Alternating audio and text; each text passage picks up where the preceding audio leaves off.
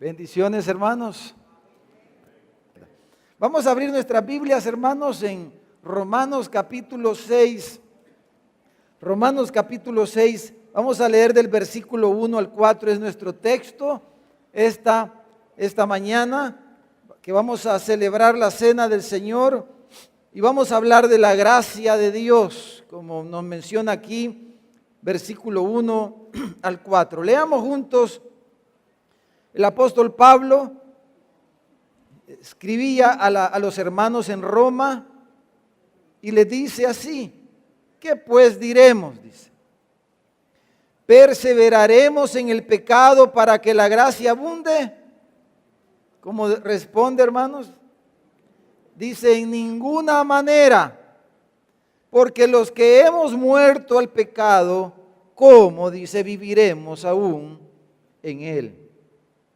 ¿O no sabéis que todos los que hemos sido bautizados en Cristo Jesús, hemos sido bautizados en su muerte? Porque somos sepultados juntamente con Él para muerte por el bautismo, a fin, dice, de que como Cristo resucitó de los muertos por la gloria del Padre, así también nosotros, los creyentes, la iglesia, andemos en vida nueva. Luego, hermanos, en los siguientes versículos, hasta el final del capítulo 6, Pablo explica más estos primeros 4 versículos. Pero vamos a centrarnos aquí en estos 4 versículos y quiero que vean en la pantalla nuestro título de esta mañana. Es una pregunta, está en pregunta. Gracia barata. Gracia barata. La gracia, hermanos, que hemos recibido, la gracia que la Biblia nos habla, ¿será una gracia barata, hermanos? ¿Qué piensan, hermanos? No, ¿verdad? No. Pero, hermanos, vivimos en tiempo en el cual se ha perfeccionado aquel dicho, ¿verdad? Que gato ¿por qué, hermano? Gato por liebre. Ustedes se pueden ese dicho, ¿verdad? Hoy vivimos en el tiempo de eso, ¿verdad? De ese dicho, gato por liebre. Vivimos en la época del gato por liebre, hermano. Vivimos en el tiempo de la falsificación. Vivimos en el tiempo de las baratijas, ¿verdad? De las cosas baratas, de lo desechable. Y lo más increíble de esto es que la gente está contenta con eso, está conforme. De hecho, muchos compramos, ¿verdad? Este tipo de productos desechables. En algunas ocasiones son útiles quizás, porque los usamos y luego los botamos, los desechamos. Vasos, cubiertos, lentes, ¿verdad? Hasta joyas y cosas de mayor valor. Algunos países, hermanos, se han desarrollado y se han especializado en fabricar gatos por liebres, ¿verdad? Fabrican gatos para venderlos por liebres en muchas ocasiones. Vivimos la época de lo postizo, hermano, ¿verdad? Hoy hay de todo postizo, ¿verdad? Dientes postizos, ojos postizos, de todos colores, hermano. Hoy ya no sabe uno, ¿verdad? Si son originales los ojos, si el azul es de verdad o si es falsificado. Si es verde, si es original. Bueno, vivimos en la época de la apariencia, de lo barato, que muchas veces sale caro. Entonces, hermano, no es de extrañarnos, ¿verdad? Vivimos en un mundo de lo de ya, de lo express, de lo momentáneo, un mundo de sombras. Ahora, la situación es que este pensamiento, esta manera de ver las cosas, hermano, ha alcanzado a la iglesia, a la religión, dijéramos. Hermanos, tenemos por todas partes personas que se han unido a la iglesia o pretenden caminar con Dios, que se llaman cristianos, que se denominan de esa manera, pero dijéramos que se han unido a la iglesia a través de lo que llamamos o llamaremos esta mañana gracia barata, hermano. Gracia barata. Se han unido a la iglesia de esa manera. Gracia de Dios, gracia divina a bajo costo. Gracia para apantallar, ¿verdad? Para aparentar, pero no es real ni auténtica. Es falsa a todas luces ese tipo de gracia. Es solamente una falsificación de la verdadera gracia bíblica, de la verdadera gracia de Dios. La gracia, esa gracia, hermanos, es distinta a la gracia de Cristo, que es muy costosa. Ahora, esta gracia barata, hermano, es la que se predica en muchas iglesias hoy día, lastimosamente. Debemos decir eso con dolor, con lágrimas en nuestros corazones, que se predica en muchas iglesias liberales. Bueno, como muchas grandes iglesias en nuestro propio país, ¿verdad? Como muchas iglesias grandes en nuestra propia ciudad, donde los pastores se recasan, donde se le ofrece a la gente libertad y casi como Pablo corrige aquí en nuestro texto, dicen, peque más para que adquiera más gracia. Gracia barata. La que se adquiere, la gracia que se adquiere más, pecando más, esa es la gracia barata que Pablo nos está hablando aquí. Pero hermanos, esta mañana yo espero que ninguno de nosotros nos hayamos sumado a la iglesia a través de esta gracia barata, ¿verdad? Que como pasa con todas las baratijas, se arruina rápido con el uso. Bueno, no sé cuánto nos ha pasado que hemos comprado, hay cosas que funcionan como los vasos quizás, ¿verdad? Los desechables, esas cosas, pero a veces hemos comprado cosas baratas, no sé, por ejemplo, recuerdo una vez que compré una llave para desatornillar algo, una llave barata, y cuando intenté desatornillar la tuerca que quería mover, casi quebró la llave esa. Y así nos ha pasado muchas veces quizás.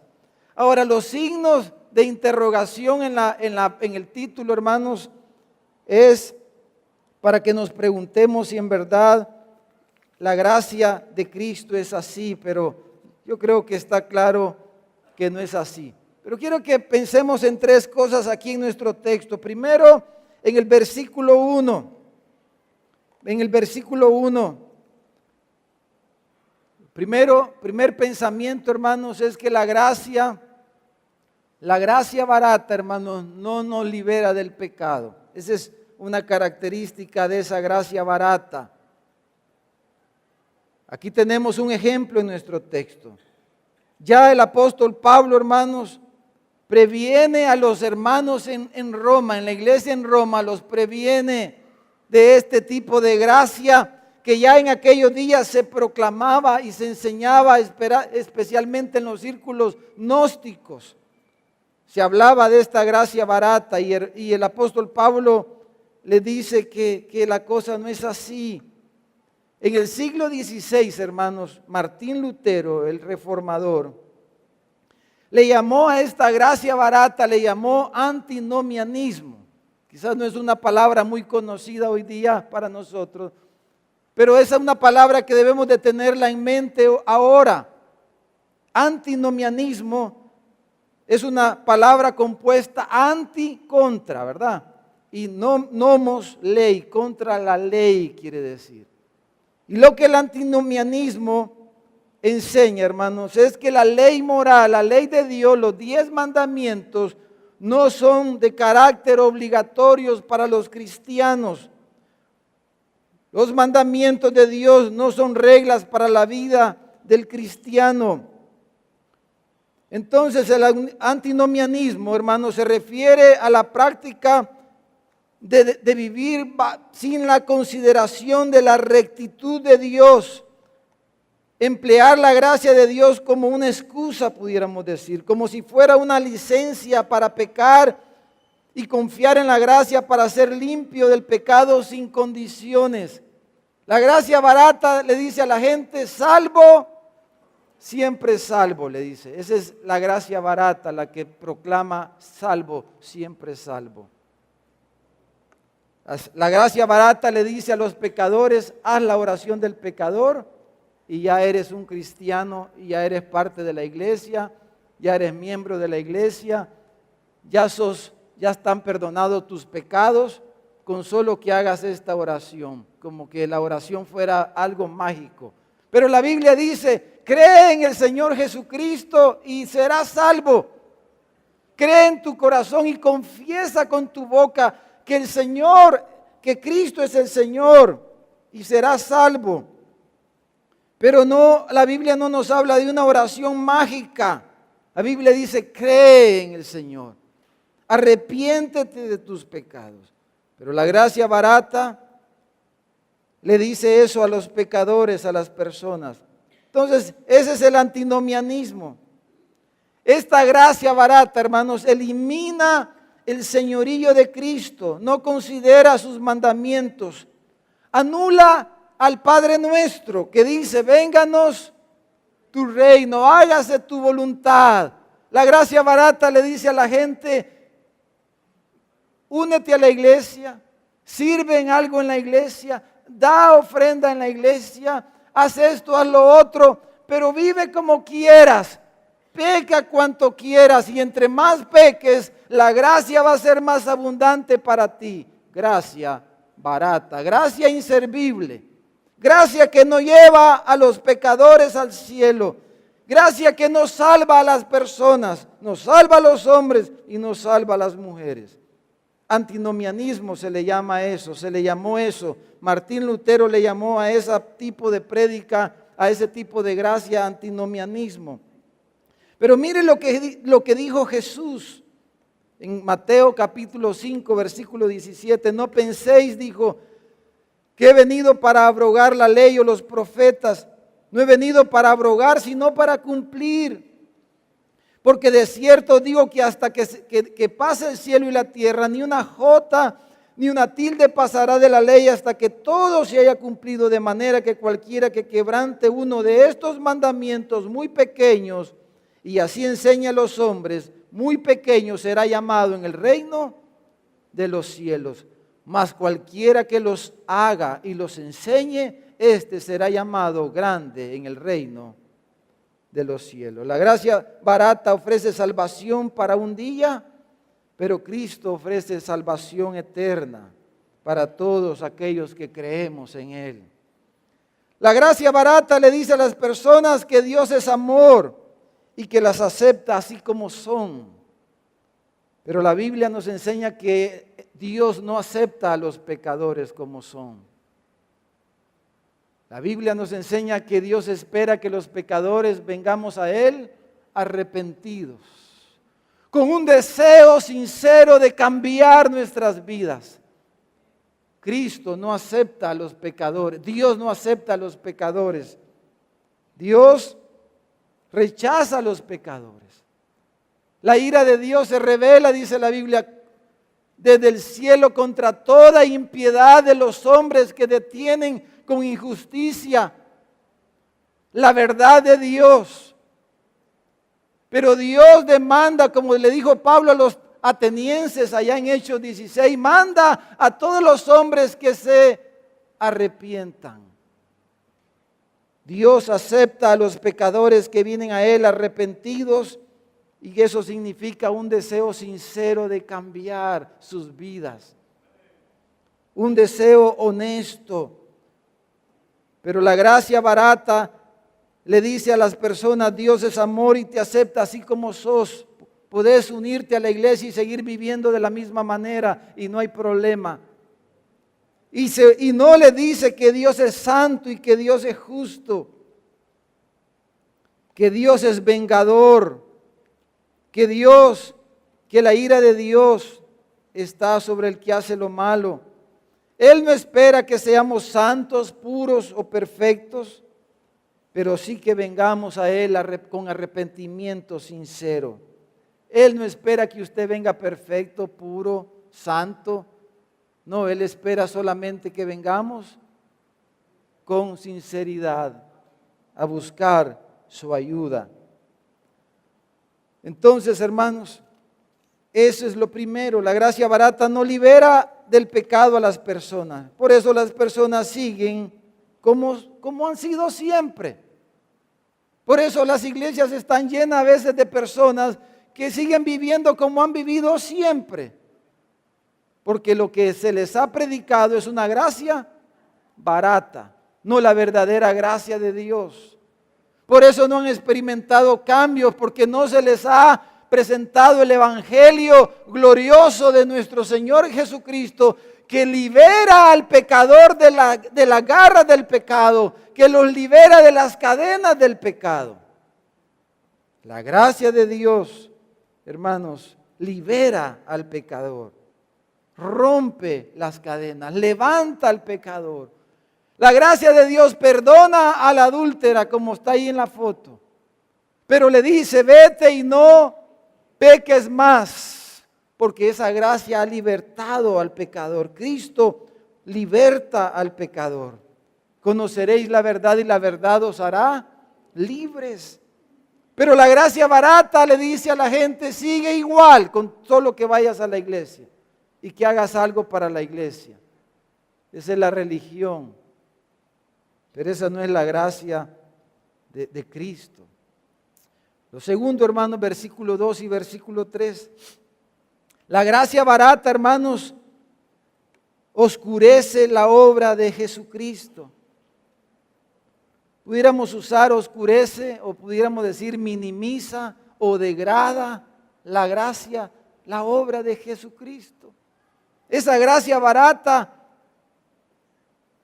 empaña la obra gloriosa de nuestro gran Salvador. De hecho, esa gracia barata hace innecesaria la obra de Cristo. Esta gracia niega la necesidad de un redentor, de un salvador. Esta gracia barata proclama: somos salvos por la conmiseración divina. Somos salvos por la simple razón, por el simple hecho de que somos pecadores, y entre más pecadores podamos ser, más vamos a recibir el perdón o la aceptación de Dios. Somos salvos por la conmiseración divina. No necesitamos a Cristo, dice la gracia barata. No lo dice así, pero eso es lo que en el fondo está diciendo. Somos salvos porque somos pecadores. Entre más pequemos, más gracia recibiremos. Pequemos, decían, para que la gracia abunde. Entre más pecador, más gratitud vas a tener. Entre más peques, más agradecido vas a estar. Pero mire lo que dice nuestro texto en el versículo 2. Dice: en ninguna manera perseveraremos en el pecado. No, porque la gracia verdadera nos liberta del pecado. ¿Cómo vamos a perseverar en él? Y la respuesta de Pablo es: en ninguna manera. Hermanos, esa expresión, en ninguna manera, pudiera traducirse como nunca sea así, podría decirse. Y dicen algunos comentaristas, que esa expresión de ninguna manera es una expresión, es la expresión más enérgica en el idioma griego para rechazar la afirmación de alguien. Esa expresión en el idioma griego es la más enérgica para decir: no es así lo que estás diciendo. No es de esa manera, está diciendo Pablo. La gracia barata te dice: sigue pecando, no hay problema. La gracia de Cristo no te disculpa del pecado, sino que te libera de él. Y luego Pablo dice, después de decir en ninguna manera, dice: porque dice, hemos muerto al pecado, dice Pablo. Hemos muerto al pecado. ¿Y eso qué significa, hermano? Y esa expresión, hemos muerto al pecado, es lo que Pablo va a explicar en el resto del capítulo.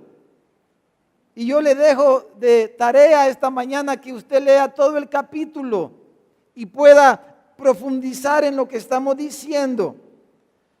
Pero esa es la expresión clave aquí de todo el capítulo 6, es que hemos muerto al pecado. hemos muerto. Hermanos, esto no es una referencia a algo que va a ocurrir en el futuro. No es algo que va a ocurrir por nuestra fe o por nuestra lucha. Vamos a luchar para morir al pecado. No, Pablo está afirmando un hecho ya realizado y completado en el pasado. Hemos muerto ya, dice Pablo, los creyentes, los cristianos. Lo que Pablo está diciendo es que Cristo nos incluyó en su muerte a todos aquellos que vendríamos a ser salvos.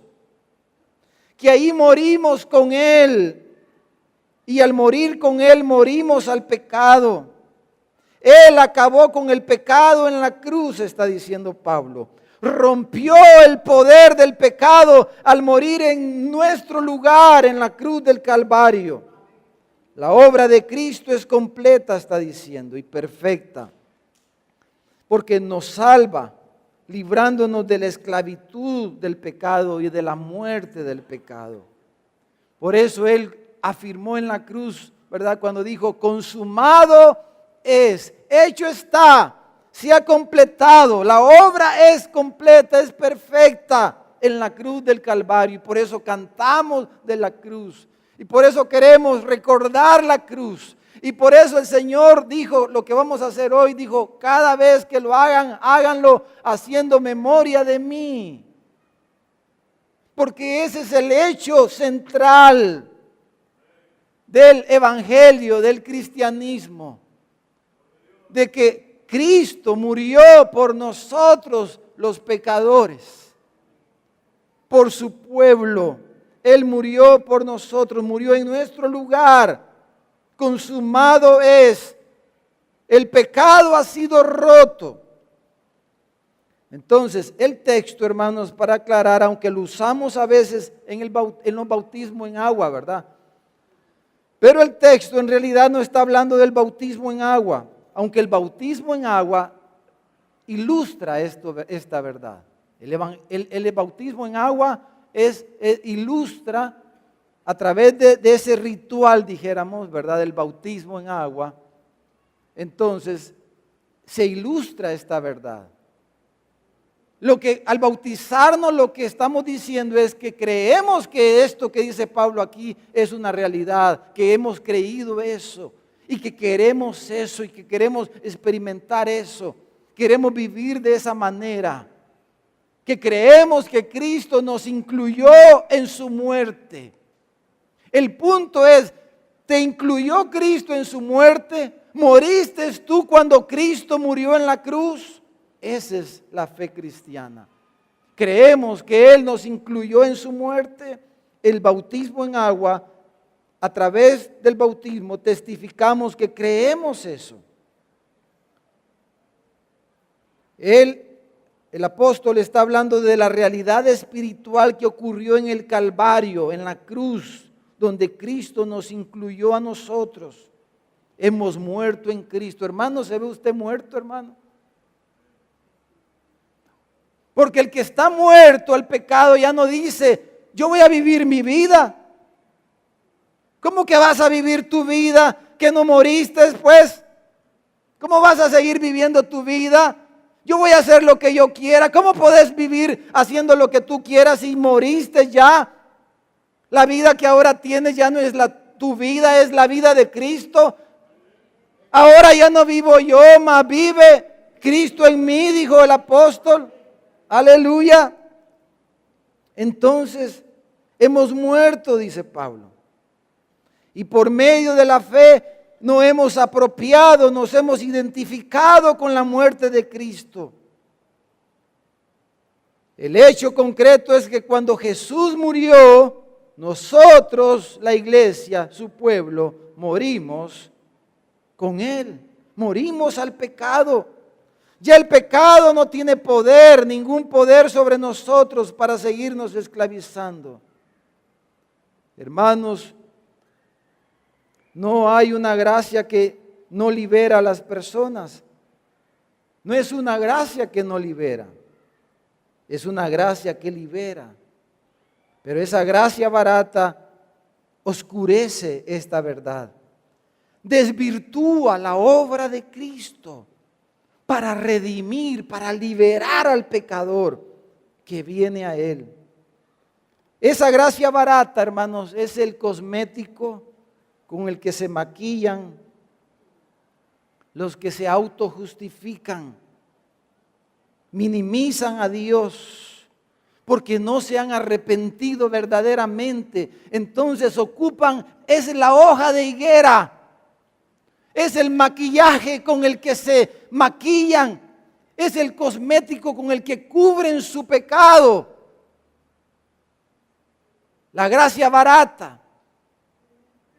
Ve a la iglesia, oye los sermones, disfruta y ya salgo para la iglesia y ya está hecho. Pero el evangelio dice, no es así.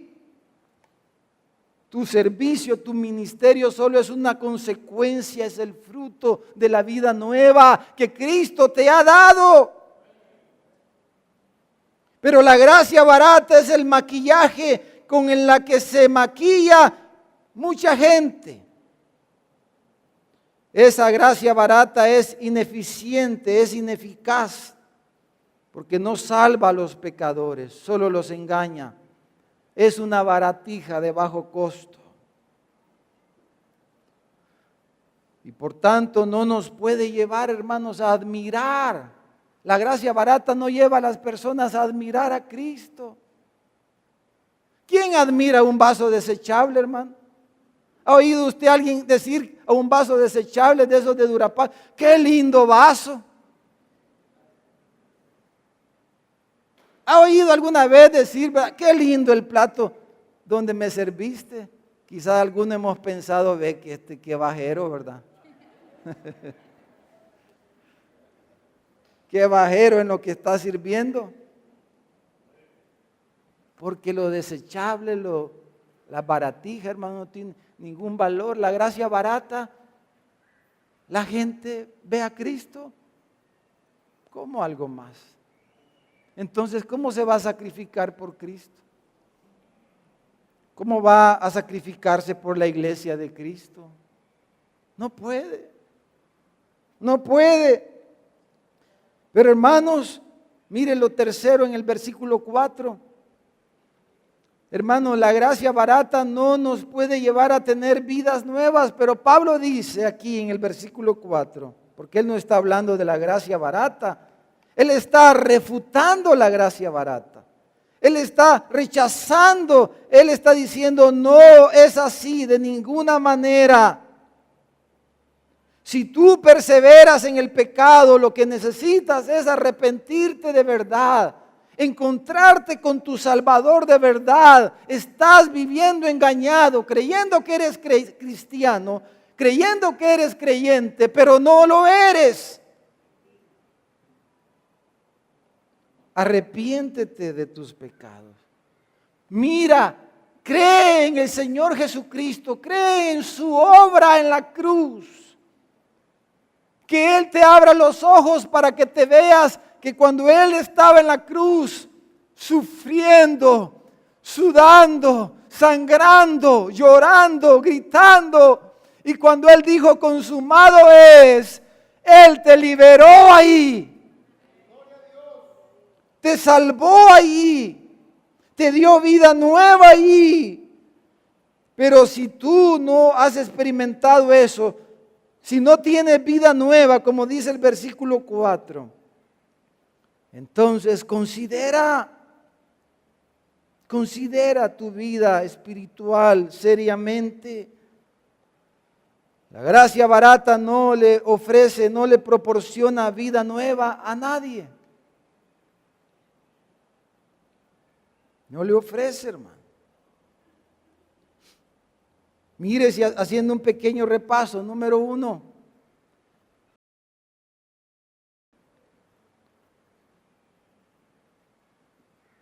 Jesús más gracia barata no es nada, hermano. Más antinomianismo no es nada. No es nada. Número 2, dijimos, la gracia barata oscurece la obra de Cristo. No lleva a dejar nuestra carga en la cruz, no nos libera del pecado. Y número 3, no nos da vida nueva.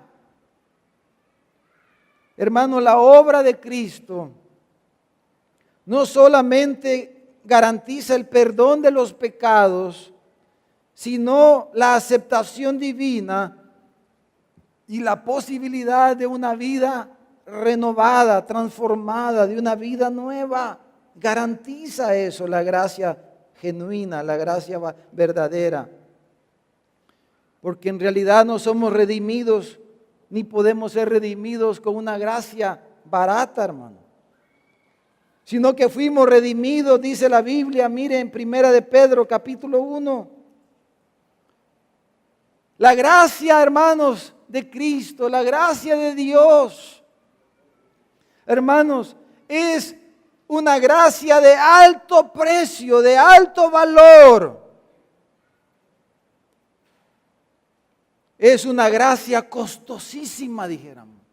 Es una gracia magnífica, es una gracia preciosa, es una gracia digna de admirar.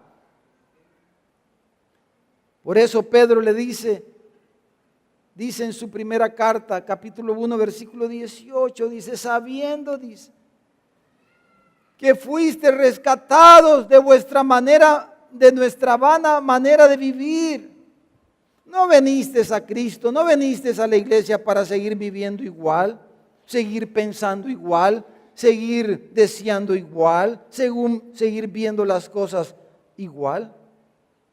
¿Cómo un cristiano va a decir, es que yo siempre he pensado de la misma manera? Un cristiano redimido por la gracia de Cristo no puede decir eso. ¿Cómo que vas a seguir pensando igual? ¿Que no eres nueva criatura, pues? ¿Que no Cristo te transformó? ¿Que no Cristo te ha renovado? ¿Cómo puedes decir que siempre has pensado de la misma manera y vas a seguir pensando de la misma manera toda tu vida? No, Él te rescató, dice, de nuestra vana manera de vivir, la cual recibimos de nuestros padres. Y hermanos, déjenme hacerle aquí una aclaración cuando dice recibimos de nuestros padres, porque algunos dicen, es que yo nací en el Evangelio. Eso no existe. Eso no sé quién se lo inventó, honestamente no sé, pero eso no existe. Bueno, sí, ¿verdad? Nació ya estaba en la iglesia. Es que mis papás ya eran creyentes. Gloria a Dios. La Biblia dice que esa es una gran ventaja, un gran privilegio, una gran responsabilidad también. Que naciste en un hogar cristiano. Jóvenes ustedes tienen un gran privilegio, pero una gran responsabilidad. Y en el día del juicio, los que han crecido en hogares cristianos van a ser juzgados más estrictamente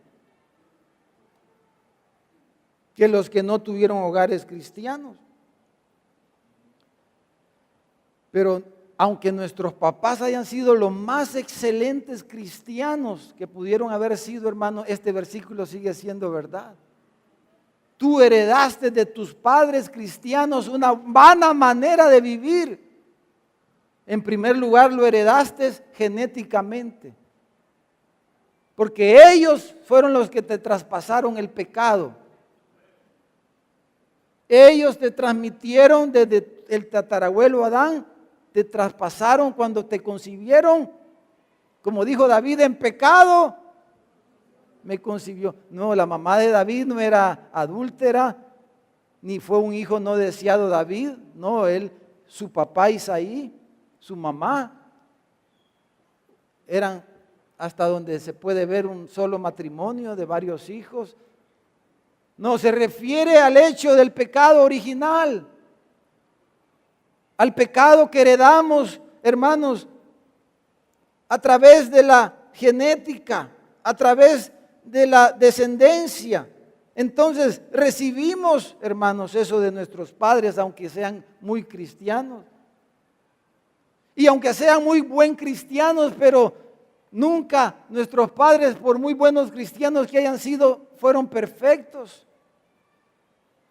Y los hijos sabemos, y los hijos de cristianos saben, porque han vivido en sus casas desde que nacieron, que sus padres tienen un montón de defectos y que muchas veces esos defectos han sido tropiezos para nuestros hijos. Entonces este versículo sigue siendo cierto. No te redime Dios porque tuviste unos buenos padres cristianos, porque tuviste una excelente iglesia. No, Él nos redimió no con cosas corruptibles, como oro o plata, sino con la sangre preciosa de Cristo, dice. Aleluya. Como de un cordero, dice, sin mancha y sin contaminación, ya destinado desde antes de la fundación del mundo, pero manifestado en los postreros tiempos por amor de nosotros. Hermano, la gracia de Dios, la gracia barata presenta a un Dios diferente, a un Dios así, algo así como bonachón, dijéramos, ¿verdad? Que se hace del ojo pacho con nuestro pecado. Como que Dios dijera, no hombre, si eso no es nada, ese pecado tuyo no es nada. Como un Dios así tolerante, que nos entiende, ¿verdad? Y por eso pasa por alto la maldad. En lugar de eso, Dios es amor y es bondad, pero es santo y justo al mismo tiempo y como consecuencia es severo contra el pecado. Has aborrecido la maldad, dice la carta a los Hebreos. Has amado la justicia.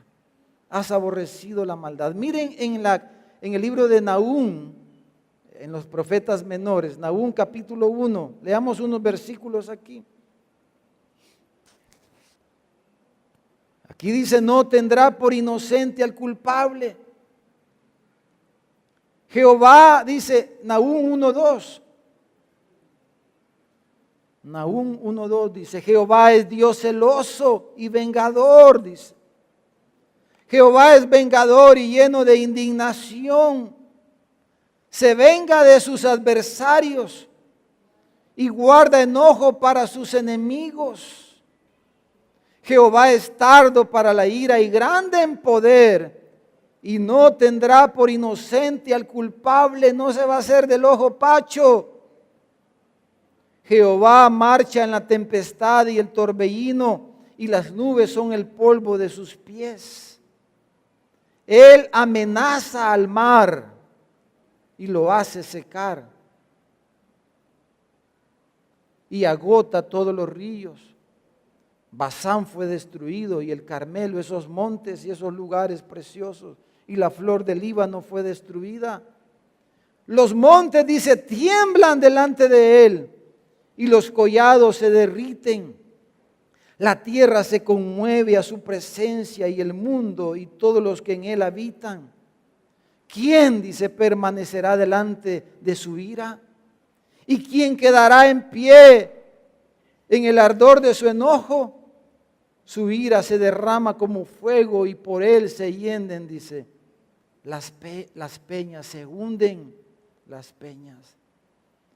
Hermanos, por eso nosotros necesitábamos un redentor, porque Dios es fuego consumidor, porque Dios no tolera el pecado, Dios aborrece al pecado y aborrece al pecador. Eso es mentira que Dios ama a los pecadores. Esa es otra mentira. Dios no ama a los pecadores. Dios los va a juzgar a los pecadores y los va a enviar al infierno eternamente. Esa es una mentira. Dios ama a los pecadores que se arrepienten. Él ama a los pecadores que vienen a Él como la mujer. Era una adúltera, sí, pero ella se arrepintió ahí a los pies de Cristo. Le dijo, Señor, ya no se fueron todos los que me iban a apedrear. Ella estaba consciente de que merecía ser apedreada. La ley decía que debía ser apedreada, pero el Salvador, el Salvador le dice: no, ni yo te condeno, levántate. Porque Él levanta al pecador y le dice: vete y no peques más. Pero no porque se hace del ojo pacho, no porque dice: tu pecado es poquito, no importa. Otros han pecado más que tú, que tú. No. No, es porque Él, Cristo, Él iba a pagar, Él pagó en la cruz por nuestros pecados. Por eso Él puede perdonarte esta mañana. Por eso puedes venir a Él con confianza. Porque la ira de Dios, porque la indignación de Dios, porque el fuego consumidor de Dios, porque todo el enojo de Dios contra el pecado, Dios lo cargó sobre Él en la cruz. Y Dios mató a su Hijo en la cruz. Lo mató, lo sacrificó por ti. Si crees, si puedes creer. Él éramos enemigos, como cantamos hace un rato. Usted y yo éramos enemigos de Dios. Estábamos destituidos de la gloria de Dios, ajenos a las promesas de Dios, sin Dios y sin esperanza en este mundo. Pero Cristo se subió a esa cruz y recibió los rayos, el enojo de su Padre, y le dijo: Padre, ¿por qué me has desamparado? Porque Cristo, el justo, el que no había cometido pecado, el inocente, fue señalado como culpable, pero en nuestro lugar. Él murió por mí, para llevarme a Dios, para llevarme al cielo. ¿Crees tú eso? Y al creer eso, se rompen las cadenas del pecado. Y el pecado ya no se enseñorea más de nosotros. Claro, estamos luchando con el pecado porque hay rastros, todavía seguimos en este cuerpo, pero ya el poder del pecado ha sido roto. Por eso necesitábamos un redentor que pagara el alto precio del pecado, que enmendara la ofensa de nuestra desobediencia. Los que somos papás, bueno, y los que nos criaron nuestros papás, o tuvimos algún papá de crianza que se enojaba cuando nos portábamos mal. ¿Alguna vez vimos a nuestro papá lleno de ira, hermano? Pero de verdad, por algo que hicimos. Esa es una pequeña muestra de la ira de Dios, del Padre Celestial, que está airado contra los pecadores. Por eso el mundo es como es. Pero Él envió a su Hijo. Él envió al Salvador del mundo.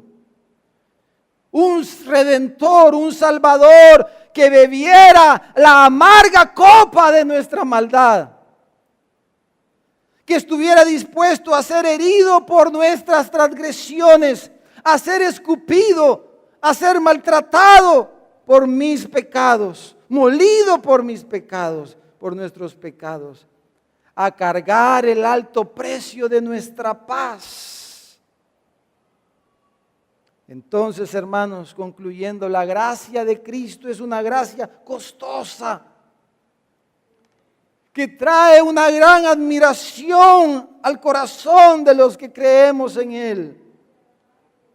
Mientras la gracia barata trae menosprecio a Cristo, burla, trivialidad y despropósito a Cristo. La gracia barata en las personas hace que el mundo diga: para ser como tú, cristiano, no quiero ir a tu iglesia. Para ser como tú, ¿para qué? Voy a seguir igual. Esa es la gracia barata que hace pensar hacia el mundo. Pero la gracia costosa de nuestro Salvador nos hace admirarlo y vivir vidas de entrega, de sacrificio, de obediencia. Hermano, la Santa Cena es la celebración de esa gracia costosa. Aleluya. Lo que vamos a hacer en este momento es la celebración del nuevo pacto, sellado a un alto precio. Y como consecuencia de nuestra profunda admiración a Cristo, nosotros tomamos ese pan y esa copa en profunda reverencia, en profundo gozo reverencial, y decimos: gracias, Jesús, gracias, Señor, que me salvaste y me perdonaste, gracias que moriste por mí, que tú pagaste por mi pecado, que pagaste un alto precio por mí, que merecía todo el castigo de Dios. La gracia de Cristo no nos deja en el pecado, nos saca de ahí, nos libera, nos hace libres. Vamos a celebrar esa gracia esta mañana, hermano. Le damos un fuerte aplauso al Señor esta mañana. Aleluya. Gloria a Jesús. Aleluya. Vamos a orar un momento.